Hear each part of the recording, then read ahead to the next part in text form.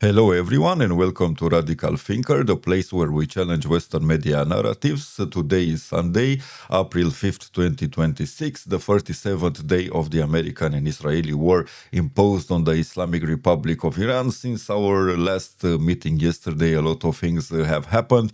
The Americans are now claiming that they managed to rescue the second pilot of the F-15 fighter jet that Iran shot down and which crashed inside Iran on Friday.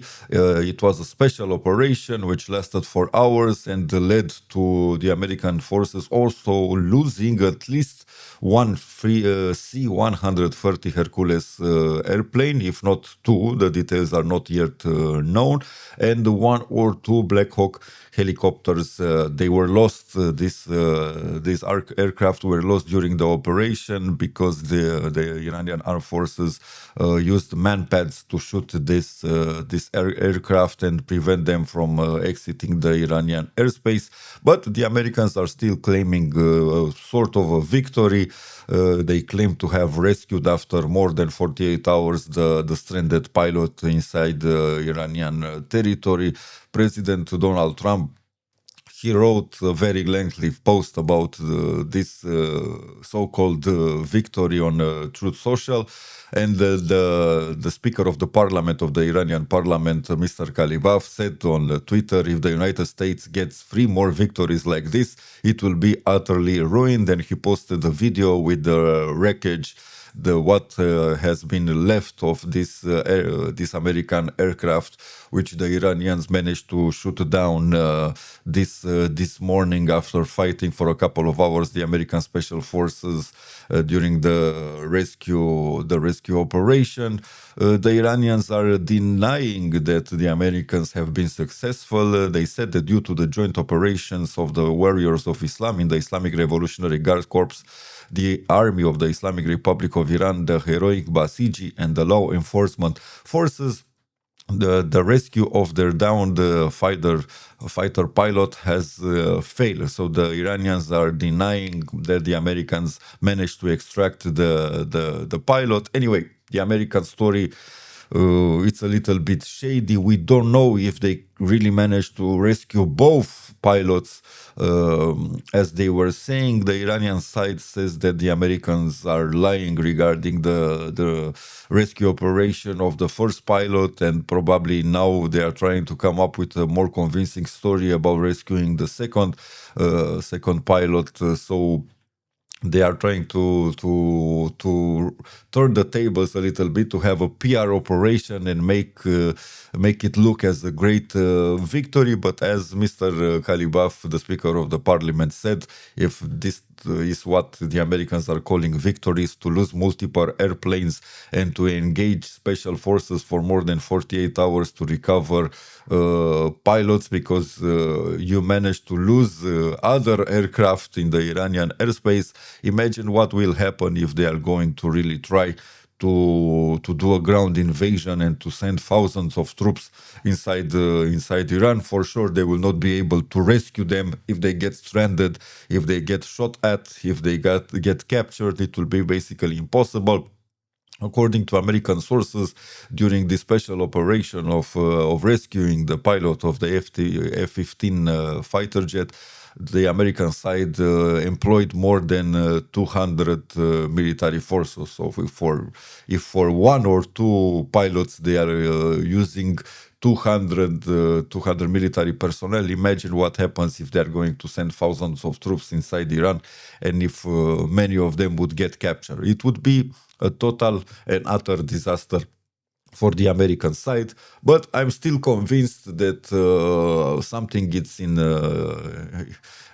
in plans. They are planning a ground invasion. I'm not very sure that we are going to see a ground invasion in those islands that Trump was speaking a lot about. It might be a ruse, it might be a distraction, and probably they would have another plan. They would have other places to try to capture inside the Iranian mainland, or maybe it's just a PR stunt and they would create a big story, a Hollywood-like story, in order to give the Trump administration the off-ramp to say the war it's finished. We have accomplished all our objectives. We even captured more than 450 kilograms of uranium. So they might come up with such a crazy story, a Hollywood-like explosive story about their overwhelming success using special forces inside the Iranian airspace, something similar to what we have been seeing in the past hours regarding the rescue operation of the F-15 pilot. Everything is possible. Trump was writing yesterday that his deadline is nearing to an end. He said that he gave around 10 days for the Iranians to capitulate, to negotiate a deal. Of course, a deal which would be advantageous only for the American side, not for the Iranian side. For sure, the Iranians are not going to negotiate, especially after what happened in the past days, and therefore the deadline of Mr. Trump is ending on Monday morning, which makes very possible that a big operation would happen tonight or early Monday morning, an operation which might involve a lot of troops deployed on islands, deployed in probably in Bandar al Abbas in the south of Iran or in other strategic points. It would be a lunacy to go further with this type of plan, but the American administration is getting desperate. They are being mocked by their own media. You see millions of Americans protesting on the streets against this war.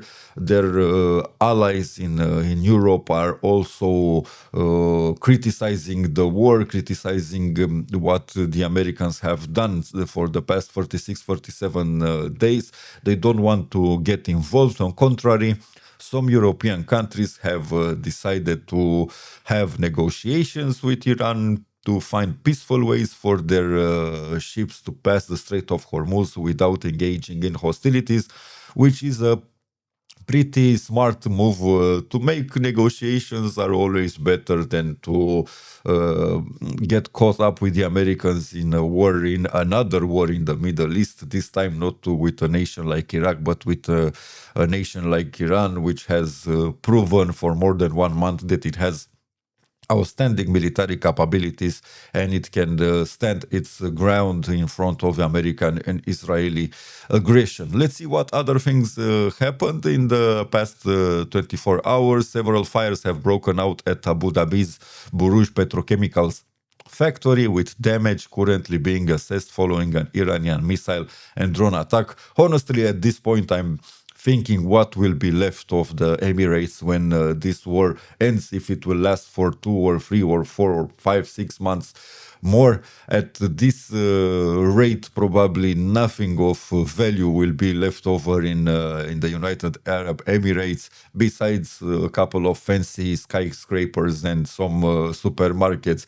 The Iranians are targeting key energy facilities, petrochemical factories, energy plants, even desalinization plants in other countries, but especially in the Emirates, I see a lot of key strategic points being hit as an answer to the hits done by the Americans and the Israelis on key facilities and key strategic points inside Iran. I think the Emirati leadership, they still have some time left to change the boat, to change their perspective, and to try to come up with a deal with Iran, to ask the Americans to leave their territory and stop being used as a ramp for aggression against the Islamic Republic. Their dream about using the Americans in order to get their hands on those disputed islands in the Persian Gulf, those islands that they are disputing for many decades with the Islamic Republic, will not come to fruition. On contrary, if they are going to continue with this type of attitude, they are going to lose more and more. Summer is coming, therefore we are going to see higher temperatures, a higher need for electricity in order to provide climatization services to the people living there in the United Arab Emirates. Also, the key desalinization or desalination plants are being struck, and which could lead theoretically in the near future to a big disaster, big human disaster in the Middle East, because without water, those people living there are going to die very, very fast. They don't even have the time and the resources to move. And where could they move? If this happens, it will be crazy to see millions of people leaving Bahrain, leaving the United Arab Emirates, leaving, I don't know, Kuwait, leaving Qatar, and going where? Because even if they manage to reach the borders of Saudi Arabia, this doesn't solve the problem, because there is also an issue with the water even there. This is a regional issue affecting many, many countries, even Turkey, which is not a Gulf country, but it gets affected as much as Iran gets affected about lack of water resources, especially during hot summers. The Kuwaiti Petroleum Corporation building was also struck yesterday by an Iranian projectile, causing a massive fire inside the building. Locals are reporting power outages in Al Jahra, Kuwait, following the Iranian strikes. Also in Kuwait, as I was saying, the Iranian drones struck two power and water desalinization plants, causing significant material damage, according to the country's Ministry of Electricity. I find it a little bit funny, but also a little bit pathetic that these Gulf states are claiming through their ministries of defense every day that they are shooting tens of Iranian ballistic missiles and tens of drones, but in the same time they are informing that their key infrastructure keeps getting hit. So if you are intercepting these missiles and drones, how come your key infrastructure gets hit by the Iranian? It doesn't make sense unless we are accustomed with the Ukrainian scenario, where for at least 2 to 3 years the Iranian Ministry of Defense the Ukrainian Ministry of Defense was claiming to shoot down all the Russian missiles and all the Russian drones. 100% percentage of the missiles have been shot down. But when we were watching the videos, we were seeing cities in Ukraine getting hit. The same story happens now in the Gulf. There is a lot of propaganda, and I will be objective. There is propaganda on all sides, on the Iranian side, on the American side, on the Israeli side. But I think the worst propaganda comes from the Gulf states countries. Their propaganda is pathetic. They are arresting people who post videos of the places getting hit inside their countries. They are very upset at Iran shooting at them, although their territories are being currently used by the Americans to shoot missiles and drones, and also they are used for American bases and airports, used by fighter jets to attack Iran, and still they are claiming that Iran is the aggressor. The fate of these Gulf countries, it's in the balance, and if they don't change their positions, and if they continue to play this suicidal game, I think they will be the biggest losers of the conflict, more than the Americans and the Israelis, because the Americans are thousands of miles away from this geography. Even if they are losing their bases, even if they are losing pilots, soldiers, aircraft, radars, their own territory is safe, their own key facilities are safe, because as of now, Iran doesn't have the military capability to shoot and to hit strategic points inside American territory. Therefore, the Americans, in the end, they are safe.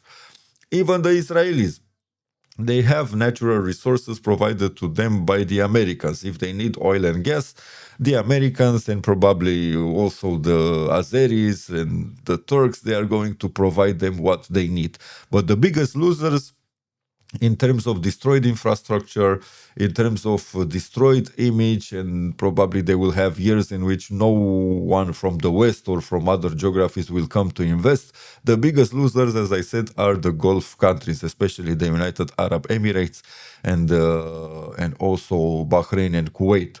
Oman has played the smart game. They have always been the mediator between Western powers and the Iranian side, and this will prove, in my opinion, a winning card for them in the near future. The Omanis have always had a correct attitude towards the Iranians, a very different attitude compared to countries like Qatar, like United Arab Emirates, Kuwait. I'm not even talking about Bahrain and the Saudis, which have simply an extremist rhetoric against the Islamic Republic of Iran. And this is not something new. This is something happening for decades. Let's check the other news. The Iranians struck yesterday the US base camp Buring in Kuwait. As I was saying, you see, the Americans are openly using the territories of these Gulf countries in order to attack Iran. And when Iran is fighting back, the leaders of these Gulf countries, they make pathetic statements accusing Iran of unprovoked aggression, which is completely and utterly ridiculous. The United States intelligence believes Iran is unlikely to reopen the Strait of Hormuz. No shit, Sherlock. Who would have thought you need the US intelligence to tell us this? I mean, it's obvious to anyone that Iran will not open the Strait of Hormuz, even if the Americans manage to drag the West into a military offensive to reopen the Strait of Hormuz. Even then, Iran has a lot of cards to keep the strait closed. For years, they can close it. They can shoot from time to time some ballistic missiles, some big drone or some small FPV drones, and they can wreak havoc. They can sink oil tankers and make the navigation in the Strait of Hormuz very, very unsafe. So this idea that the mighty American army, together with, I don't know, Great Britain and France and even Germany, could change this is complete folly.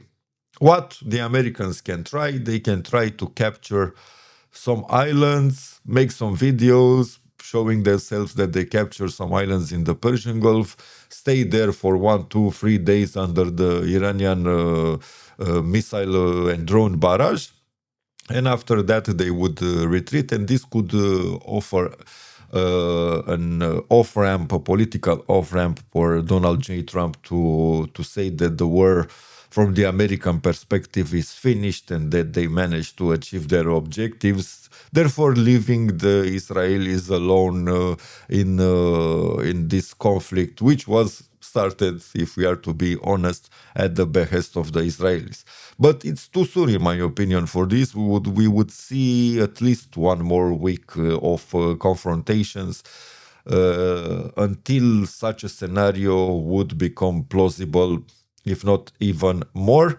This unless the Israelis still have a lot of cards and if they still have what it needs to blackmail Trump and other people from his administration to escalate even more and to lead things to a campaign where the United States will try for real to destroy in a massive way the key civilian and industrial infrastructure of Iran.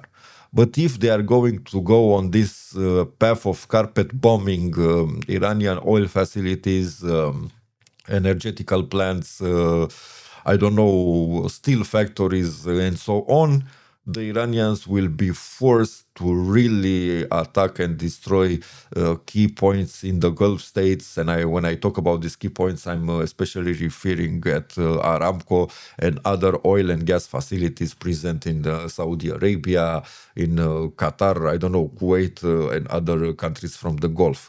And if this is going to happen, even if Donald Trump will continue to write on Truth Social like every 5 minutes, every day, he will not be able to control the oil markets and the stocks. And we are going to see for real the oil barrel, the Brent crude, at over $200 per barrel. This would become a reality pretty fast. Until now, Although we have already entered the second month of the conflict, this conflict, although very violent, very surprising for many, has been controlled. Iran has been answering to aggression. They have been struck by the Israelis and the Americans, and they have been responding to this type of aggression. They didn't escalate in a wider manner, but they have the capability. I think at this point, no one with a reasonable mindset can think that Iran doesn't possess the capabilities to strike and to escalate even more than the American can do in the region. They can really wreak havoc on the international energy infrastructure in the Gulf. They can really drag the world into an economic crisis if their own infrastructure and economy will be severely damaged by American and Israeli bombings. Let's hope that the threats of Donald Trump are just stupid blustering, that he's not going to be so insane to go on this path, because if he is going to go on this path, that then the regional war, in my opinion, will extend, and the economical implications for the planet would be disastrous and long-standing. Even if the war would be to end in 2 or 3 or 4 months, the economical crisis and the effects would last for at least 5 years, if not more. This, of course, if we are not taking into consideration a potential human migration from the Gulf states and even from parts of Saudi Arabia, if key energetical plants are hit, if desalination plants are destroyed, therefore leading to lack of water.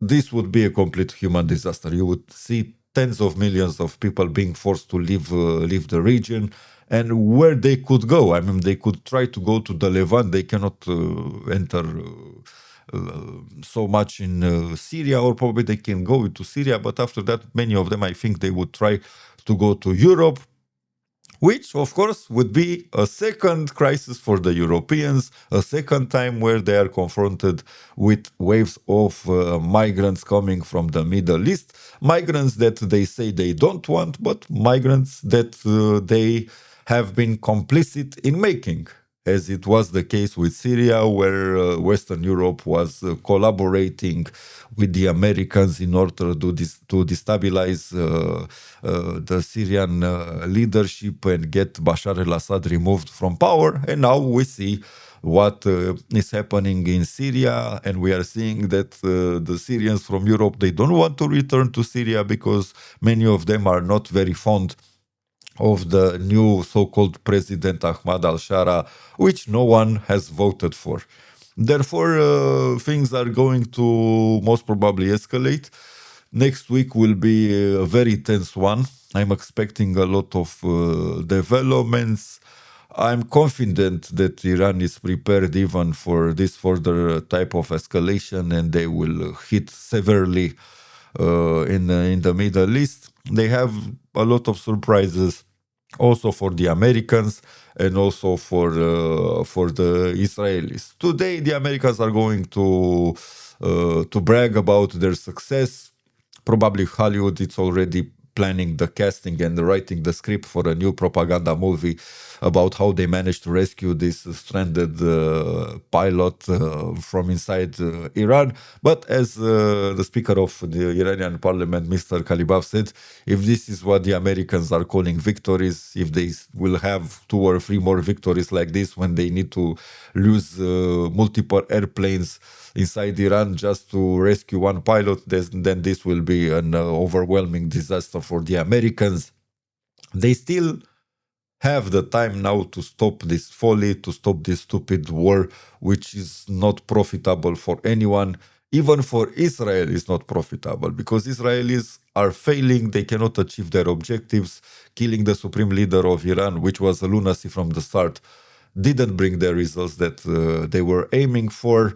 even if there were disagreements inside Iran about the current leadership and form of government, about the Islamic Republic, I think what happened in the past 46, 47 days changed a lot the perspectives of many Iranians. And here I'm counting mostly the Iranians inside Iran. I'm not bothering with the diaspora Iranians, which many of them are monarchists or supporters of Mujahedin Khalq, and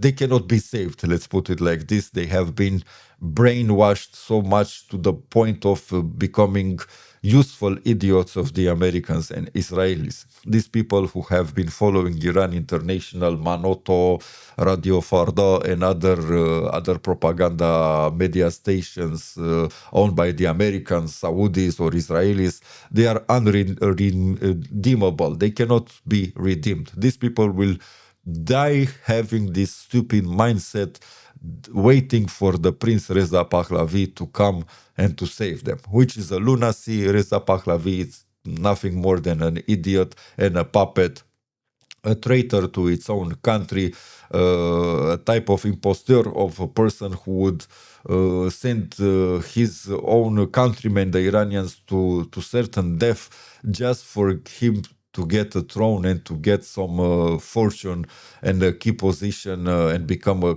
king, a puppet king inside an Iran owned by the Americans and the Israelis.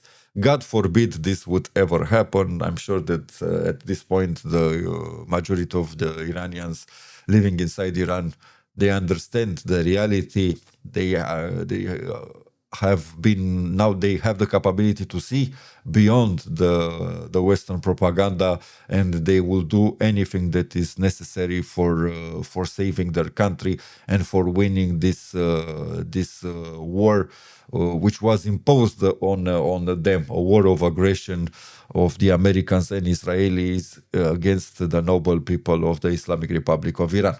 I'm closing here this episode of analysis. As I said, a lot of developments since yesterday, and many more developments we are going to see in the next 24 to 48 hours. Next week will be full of action, full of events. We will have a lot of things to discuss and to make analysis of.